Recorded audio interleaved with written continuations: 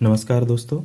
आज अपना जो नया कल जो पार्लियामेंट पढ़े थे उसी में आगे पढ़ेंगे। उसके साथ है एक केंद्रीय कार्यपालिका है जिसको संघीय कार्यपालिका भी बोलते हैं। ठीक है, तो संघ के बारे में प्रावधान तो भाग नंबर 5 में आर्टिकल नंबर 52 से 151 तक यानी 52 टू 151 तक है। पर चूंकि अपन केंद्रीय कार्यपालिका के संबंध में प्रावधान पढ़ रहे हैं इसलिए ये आर्टिकल 52 टू 78 में है।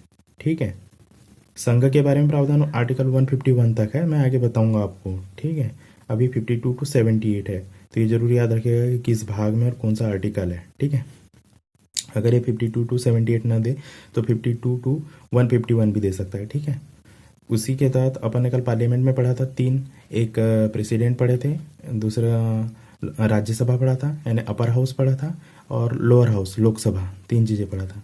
उसी में केंद्रीय कार्यपालिका के तहत अपने को पढ़ना है राष्ट्रपति यानी president, vice president, PM and council of ministers, ठीक है, एंड महान्यायवादी अटॉर्नी जनरल।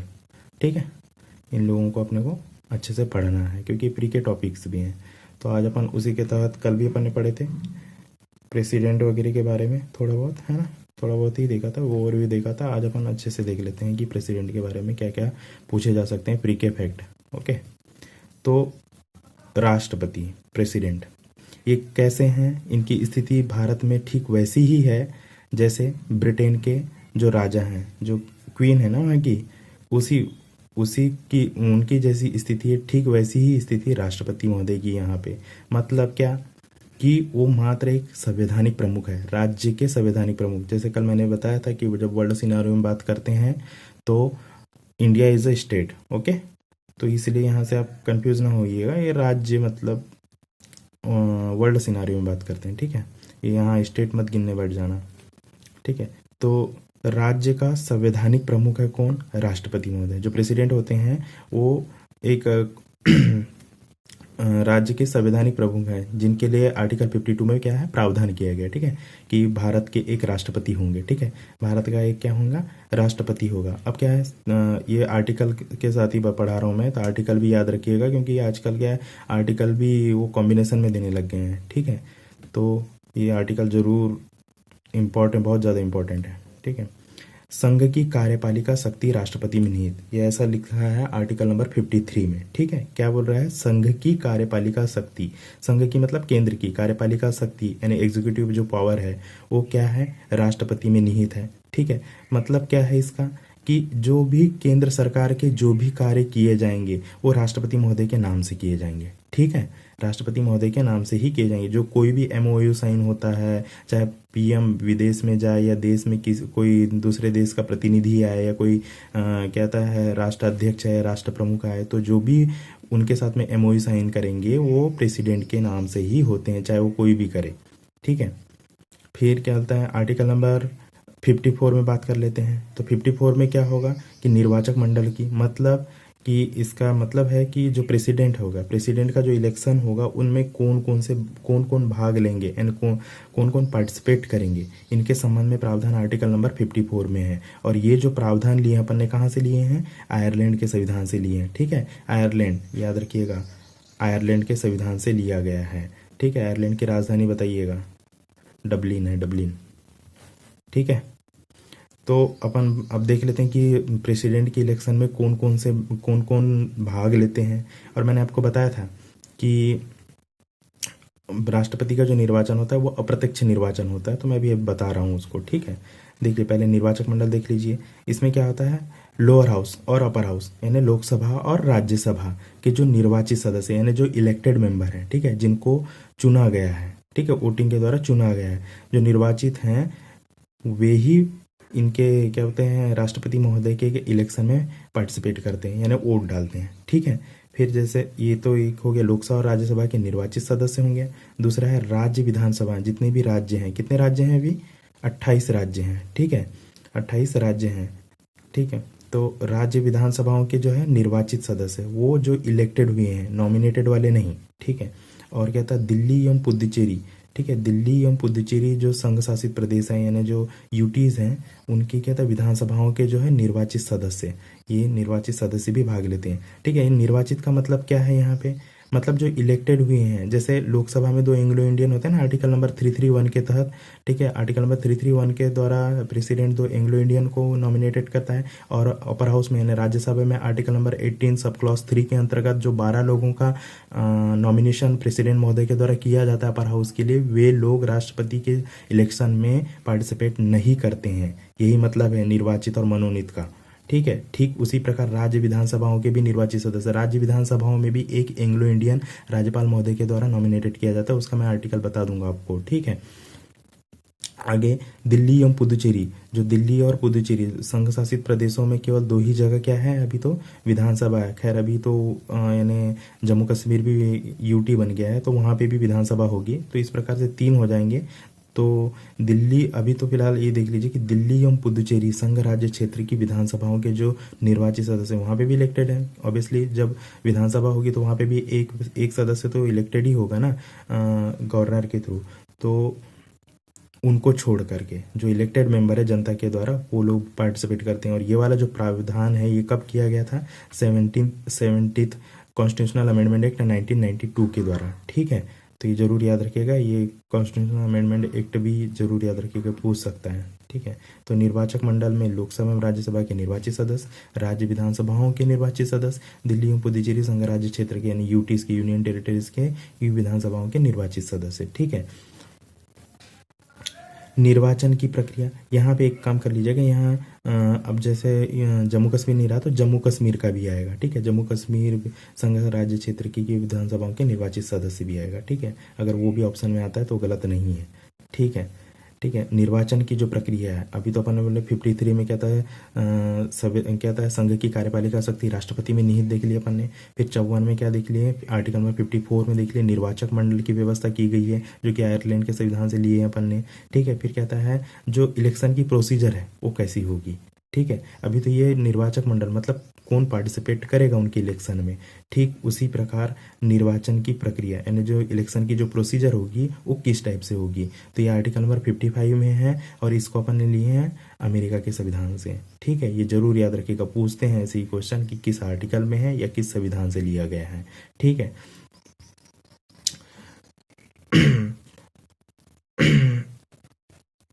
निर्वाचन की जो प्रक्रिया है, आनुपातिक प्रतिनिधित्व प्रणाली, ठीक है। ये इसमें 2 चीज़ें फॉलो होती हैं, एक तो आनुपातिक प्रतिनिधित्व प्रणाली और एकल संक्रमणी मत पद्धति के द्वारा गुप्त मतदान के द्वारा क्या होता है, इनका इलेक्शन होता है, ठीक है। किनका? राष्ट्रपति महोदय का। आनुपातिक ये जरूर याद रखिएगा, यही पूछते हैं, यही ऑप्शन में रहता है, आनुपातिक प्रतिनिधित्व प्रणाली एवं एकल संक्रमणी मत पद्धति और गुप्त मतदान के द्वारा। अब इसको जो समझा, इसका जो इसको जो समझाना है वो मेंस में है, पर इस बार मेंस में ये है नहीं है शायद प्रेसिडेंट वाला ना। पहले जो 19 का जो एग्ज़ाम हुआ था उसमें आया था, उसमें था सिलेबस में कि कैसी होती प्रोसीजर। तो मैं थोड़ा थोड़ा इसके बारे में आपको बता देता हूँ कि यानी किस टाइप से होता है। जैसे फैक्ट्स होते हैं ना, प्री के हिसाब से भी इंपॉर्टेंट होते हैं, तो अपन अभी प्री के हिसाब से ही देख लेते हैं, ठीक है। उतने ज़्यादा डिस्कशन नहीं करते क्योंकि वीडियो भी लंबा हो जाएगा फिर।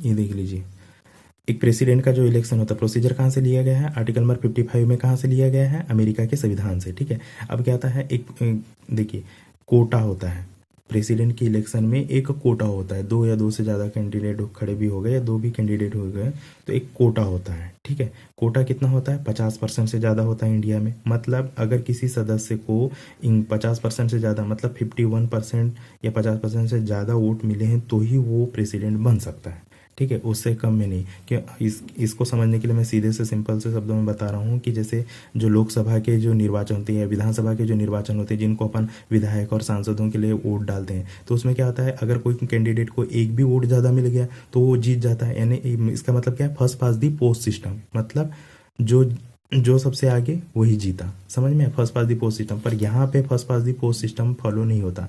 यहाँ पे आपको एक कोटा डिसाइड कर दिया गया है, इस कोटे से 1% ज़्यादा ही आपको मत लेना है तभी आप प्रेसिडेंट इलेक्ट होंगे, समझ में है। ये कोटा, इसका मतलब ये कोटा क्या होगा, जो डाले गए कुल मतों की संख्या होती है। अब मैंने बताया ना कौन कौन लोग वोट डालेंगे, तो डाले गए कुल मतों की संख्या बटे कुल स्थानों की संख्या। कुल स्थान मतलब प्रेसिडेंट की पोस्ट एक ही है ना भारत में, तो एक हो गई, कुल स्थानों की संख्या एक प्लस एक करेंगे हैं, ये देखो डाले गए कुल मतों की संख्या बटे कुल स्थानों की संख्या, एक जो है प्लस वन करेंगे और ये प्लस वन, ये होता है कोटा, ऐसा कोटा निकाला जाता है, समझे हैं।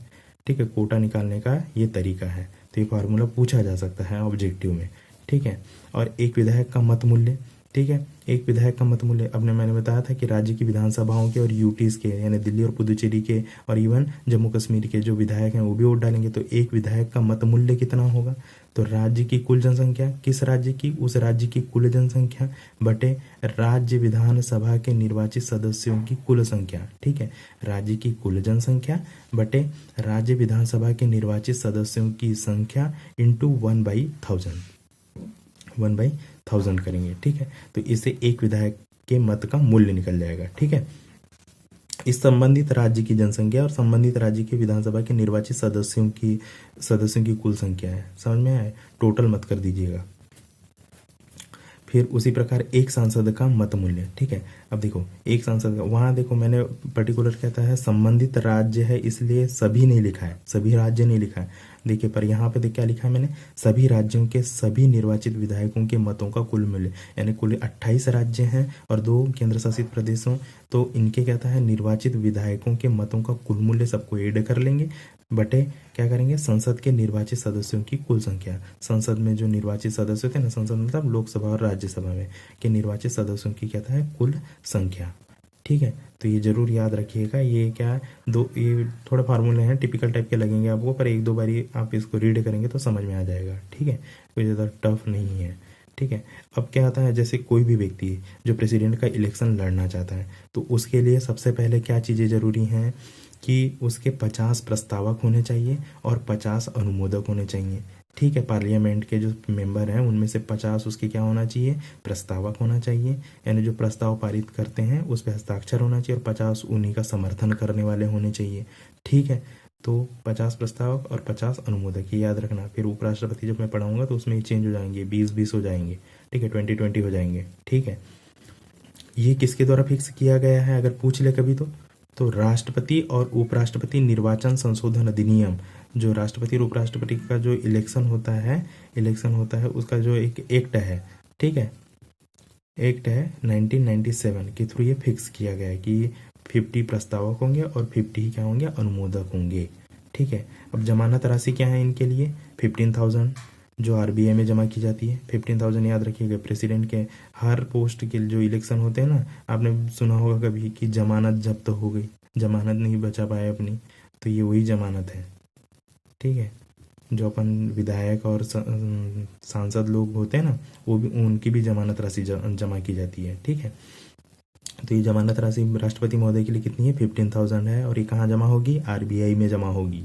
ठीक है, अब राष्ट्रपति का जो पदावधि यानी टेन्योर है, कार्यकाल बोल सकते हो आप, टेन्योर या कार्यकाल या पदावधि, वो कितनी होगी, 5 वर्ष की होगी, ये जरूर याद रखिएगा। 5 वर्ष की उनकी पदावधि होगी, और वो पुनर्निर्वाचन का पात्र भी होगा, यानी कॉन्स्टिट्यूशन में ऐसा लिखा नहीं है कि एक व्यक्ति कितने बार प्रेसिडेंट बन सकता है, वो जितनी बार चाहे उतनी बार प्रेसिडेंट बन सकता है।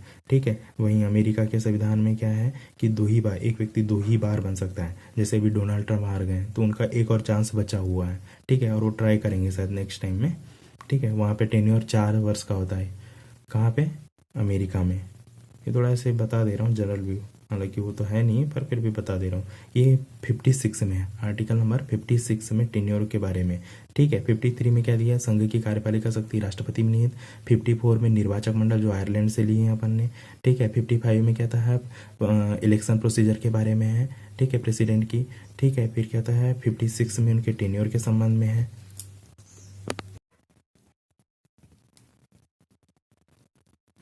इसके पश्चात आर्टिकल नंबर 56 में अपन ने टेन्योर देख लिए। फिर आर्टिकल नंबर 57 में क्या बोला है, आर्टिकल नंबर 57 में मैंने जैसे बताया ना कि यहाँ पे अपने यहाँ इंडियन कॉन्स्टिट्यूशन में प्रेसिडेंट कितने बार चुनाव लड़ सकता है, कितने बार अपॉइंट हो सकता है, इसके बारे में कोई उल्लेख ही नहीं है, मतलब कितने भी बार हो सकता है वो।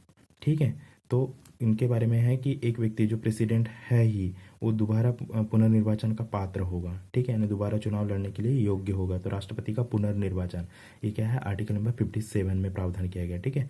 आर्टिकल नंबर 57 में पुनर्निर्वाचन का मतलब है कि यानी कितनी भी बार वो चुनाव लड़ सकते हैं। या जो अभी करंट में प्रेसिडेंट हैं जैसे रामनाथ कोविंद जी हैं ना अभी वर्तमान में, तो वो कितने भी बार चुनाव लड़ सकते हैं, ठीक है। राष्ट्र फिर क्या था, अगला आर्टिकल है 58 में, क्या था 58 में उनके क्या था, क्वालिफिकेशन के बारे में दिया हुआ है। किसके, प्रेसिडेंट की क्वालिफिकेशन क्या होनी चाहिए, ठीक है। क्वालिफिकेशन क्या होना चाहिए, मतलब कि वो भारत के नागरिक होना चाहिए, सर्वप्रथम तो भारत के नागरिक ही होना चाहिए, ठीक है। ये जरूर याद रखना, 35 वर्ष की आयु पूर्ण कर चुका हो। फिर मैं आगे जब पार्लियामेंट में आपको लोकसभा और राज्यसभा पढ़ाऊंगा तो उसमें भी बताऊंगा कि उसमें भी एज पूछते हैं, कई सारे एग्जामों में पूछा हुआ है एज। तो प्रेसिडेंट के लिए मिनिमम जो एज है वो 35 ईयर्स, ठीक है, 35 ईयर्स होना चाहिए, ठीक है। तो 35 वर्ष की आयु पूर्ण कर चुका हो, ठीक है। राज्यसभा के लिए मैं बताऊंगा, फिर भी यहाँ सुन लो एक, यानी जब एज वाला आया है तो फैक्ट कि राज्यसभा के लिए 30 वर्ष की आयु होना चाहिए मिनिमम, ठीक है, 30 वर्ष की आयु मिनिमम होना चाहिए। और लोकसभा के लिए जो है कम से कम 25 वर्ष की आयु पूर्ण कर चुका हो, ठीक है। लोकसभा के लिए 25 वर्ष की आयु पूर्ण कर चुका हो, यानी एक सांसद बनने के लिए आपको कम से कम 25 वर्ष की आयु होना चाहिए। कहाँ से, लोकसभा से, क्योंकि सांसद राज्यसभा के भी होते हैं। तो राज्यसभा का अगर सांसद पूछ रहा है तो 30 वर्ष की आयु होना चाहिए। और एक आपको प्रेसिडेंट बनना है तो 35 वर्ष की आयु पूर्ण कर चुका हो, ठीक है। और अगर पार्लियामेंट, ये सॉरी, पंचायत इलेक्शन होते हैं ना जहाँ सरपंच को चुना जाता है, वहाँ 21 वर्ष की आयु है, कम से कम 21 वर्ष की आयु पूर्ण कर चुका हो। तो ये जरूर याद रखिएगा, ये एज जरूर पूछते हैं, ठीक है। आगे उसको भी पढ़ाऊंगा, 74 73 कॉन्स्टिट्यूशनल अमेंडमेंट एक्ट है, तो उसमें पंचायती राज व्यवस्था भी है, ठीक है। अब अपन देख लेते हैं कि क्या लोकसभा का सदस्य निर्वाचित होने योग्य हो। जो ये प्रेसिडेंट है इसकी क्वालिफिकेशन, एक तो वो भारत का नागरिक होना चाहिए, इंडिया का सिटीजन होना चाहिए, ठीक है, 35 ईयर की एज पूर्ण कर चुका हो, ठीक है। और लोकसभा का सदस्य यानी लोअर हाउस का जो सदस्य निर्वाचित होने योग्य हो, ठीक है। और लाभ के पद पर ना हो, ठीक है। अब लाभ के पद पर ना हो मतलब इसका क्या है, लाभ का पद जो है, लाभ के पद में जैसे प्रधानमंत्री हो गया, कहीं मंत्री हो गया, किसी राज्य का राज्यपाल हो गया, ठीक है, ये पद लाभ के पद नहीं आते हैं, ठीक है। जैसे अभी आपने देखा होगा कि रामनाथ कोविंद जी जब प्रेसिडेंट बने तो उसके पहले कहाँ के राज्यपाल थे, वो बिहार के राज्यपाल थे, ठीक है। अगर जानते होंगे आप तो बिहार के ही राज्यपाल थे वो, ठीक है। तो प्रतिभा देवी सिंह पाटिल राजस्थान की थी, राजस्थान की राज्यपाल रही हैं वो, ठीक है। तो उनको लाभ का पद नहीं बोला जाएगा, ठीक है। फिर क्या आता है, राष्ट्रपति पद के लिए क्या आता है, कुछ शर्तें हैं, कुछ कंडीशन, टर्म्स एंड कंडीशन है, वो आर्टिकल 59 में दिया हुआ है, ठीक है। और मैं ये क्या है क्रम से ही बता रहा हूँ आपको, यानी क्रोनोलॉजिकल ऑर्डर में आपको माइंड में सेट भी हो जाएगा कि आर्टिकल किस आर्टिकल में किस कौन सा दिया हुआ है, तो आप थोड़ा रीड करेंगे तो आ जाएगा, ठीक है। राष्ट्रपति पद के लिए क्या शर्तें हैं कि वह सदन के किसी सदन का या किसी राज्य के विधानमंडल के किसी सदन का सदस्य नहीं होगा, ठीक है। मतलब क्या, ठीक कि ना तो वो कि देखो जैसे अगर किसी व्यक्ति को नॉमिनेटेड कर दिए कि है ना वो इलेक्शन में जा रहा है, नामांकन भरने के पहले उसको या तो वो किसी सदन का सदस्य नहीं होगा, या राज्य अगर है तो अपना इस्तीफा देना पड़ेगा, ठीक है। और नहीं भी देता है तो वो जिस दिन से शपथ ग्रहण करेगा उस दिन से वो पद जो पूर्व में था, जैसे कहीं का मंत्री था या कहीं राज्यपाल थे या कहीं सांसद थे या कहीं विधायक थे, ठीक है, तो वो पद रिक्त माना जाएगा, ठीक है, जब प्रेसिडेंट की ओथ ले लेंगे तो, ठीक है। तो आर्टिकल नंबर 59 में ये दिया हुआ है कि वो किसी सदन का सदस्य नहीं होगा, ठीक। फिर क्या आता है अन्य कोई लाभ का पद धारण नहीं करेगा। अभी मैंने बताया लाभ का पद मतलब क्या, अगर यदि वो राष्ट्रपति, उपराष्ट्रपति, राज्यपाल, केंद्र या राज्य के मंत्री लाभ का पद में नहीं होंगे। अब आपको लग रहा होगा कि प्रेसिडेंट की बता रहे हो और ये प्रेसिडेंट ही लिख दिए हो लाभ के पद में, तो भैया आर्टिकल नंबर 57 में आपको बताया कि पुनर्निर्वाचन का पात्र होगा, मतलब अभी जो प्रेसिडेंट हैं वो फिर से चुनाव लड़ सकते हैं, तो वो तो ऑलरेडी प्रेसिडेंट है ना, प्रेसिडेंट है ना, फिर से रीइलेक्शन के लिए फॉर्म भरेंगे कि नहीं भरेंगे, तो वो राष्ट्रपति हैं, तो राष्ट्रपति तब भी क्या है, राष्ट्रपति, उपराष्ट्रपति, राज्यपाल, केंद्र या राज्य के मंत्री लाभ का पद में नहीं आता है। इसका मतलब उनके पद को लाभ का पद नहीं समझा जाएगा। जो यहाँ से जो कंडीशन है कि कोई लाभ का पद धारण नहीं करेगा और वो अभी उस पद पे हैं, तो इसका मतलब है कि वो लाभ के पद पर नहीं है, ठीक है। और पदावधि के दौरान जब उनने ओथ ले लिया, ठीक है, ओथ ले लिया यानी शपथ ग्रहण ले लिया, शपथ ग्रहण कर लिया, तो पदावधि के दौरान उनके वेतन भत्ते में किसी भी प्रकार का अलाभकारी परिवर्तन यानी किसी भी प्रकार का मिनिमाइजेशन नहीं होगा। समझ में आया? किसी भी प्रकार का उनको लॉस नहीं होगा। ठीक है, जो होना होता तो पहले ही हो जाता। ठीक है, और वो कौन करता है? ये सब करने का अधिकार पार्लियामेंट को है। ठीक है, अब देख लीजिएगा आर्टिकल नंबर 60 में, अभी अपन ने 59 में पढ़ लिया, उनकी सेवा संबंध के बारे में, शर्तों के बारे में प्रावधान किया गया है। अब ठीक है, आर्टिकल नंबर कहता है 60 में कहता है उनकी ओथ के बारे में। ठीक है, प्रेसिडेंट की ओथ के बारे में, तो उनको ओथ कौन दिलाएगा? सुप्रीम कोर्ट जो अपने सीजेआई होते हैं ना, चीफ जस्टिस ऑफ इंडिया। ठीक है, चीफ जस्टिस ऑफ इंडिया उनको क्या दिलाएंगे? शपथ दिलाएंगे। किनको? प्रेसिडेंट महोदय को। अगर सपोज कीजिए chief justice of India able नहीं उनको शपथ दिलाने में, तो फिर वहीं सुप्रीम कोर्ट के जो वरिष्ठतम न्यायाधीश होंगे यानी जो सेकंड नंबर जज होंगे, कहाँ पे? इसके बाद में, सीजीआई के बाद में, तो वो उनको शपथ दिलाएंगे यानी ओथ दिलाएंगे। किनको? राष्ट्रपति महोदय को। ठीक है, अब क्या आता है आर्टिकल नंबर 61 में इम्पीचमेंट। अब देखो जैसे एक संवैधानिक प्रमुख है, तो इतना बड़ा पद है, राष्ट्र के प्रथम व्यक्ति हैं, तो उनको ऐसे तो नहीं हटा सकते हैं, कोई सरकार चाहे तो नहीं हटा सकती है। तो उनके लिए एक प्रोसीजर की गई है कि अगर वो कुछ गलत करते हैं, मतलब संविधान की अवहेलना करते हैं, ठीक है, संविधान की क्या है अवहेलना करते हैं, या फिर संविधान के अतिक्रमण का आरोप लगता है, तो उन पर इम्पीचमेंट लगाया जा सकता है। क्या? महाभियोग, जिसको हिंदी में बोलते हैं इम्पीचमेंट, आर्टिकल नंबर 61 में। ठीक है, तो इम्पीचमेंट कब लगेगा? जब संविधान के अतिक्रमण का उन पर आरोप लगाया जाए। अब अपने यहाँ पार्लियामेंट में 2 सदन है, अपर हाउस और लोअर हाउस, तो किसी भी हाउस में सबसे पहले उन पर आरोप लगाए जाएंगे, और आरोप लगाने के साथ क्या है, जब इम्पीचमेंट लगाने की प्रोसीजर जारी होगी यानी स्टार्ट होगी, तो कम से कम 14 दिनों की लिखित सूचना किसको? प्रेसिडेंट महोदय को उस हाउस को देनी होगी। उस हाउस को बताना होगा प्रेसिडेंट महोदय को 14 दिन पूर्व लिखित सूचना के साथ कि आपके ऊपर इम्पीचमेंट लगाया जाएगा।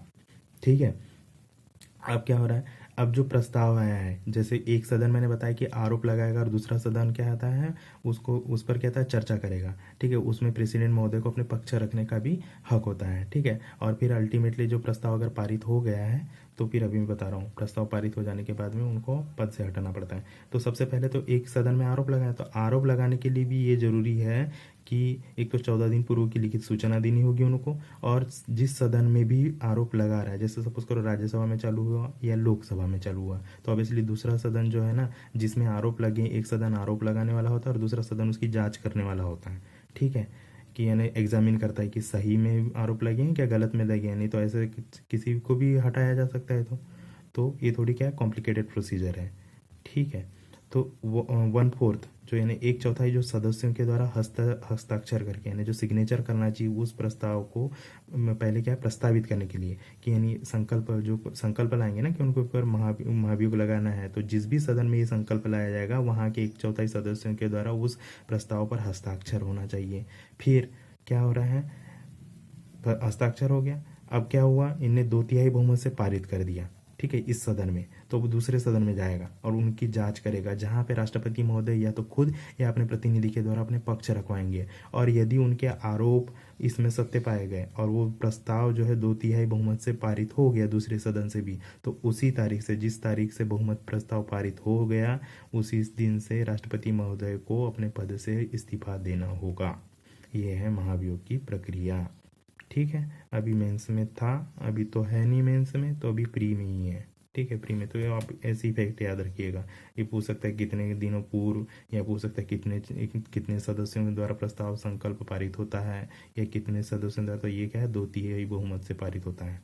ठीक है, ये काफ़ी बड़ा टॉपिक है दोस्तों, तो अब मैं इसको कल नेक्स्ट डे में इसको कंप्लीट कर दूंगा। ठीक है ना, काफ़ी ज़्यादा लंबा वीडियो हो जाएगा, तो इसलिए थैंक यू। प्लीज़ सब्सक्राइब कीजिएगा मेरे चैनल।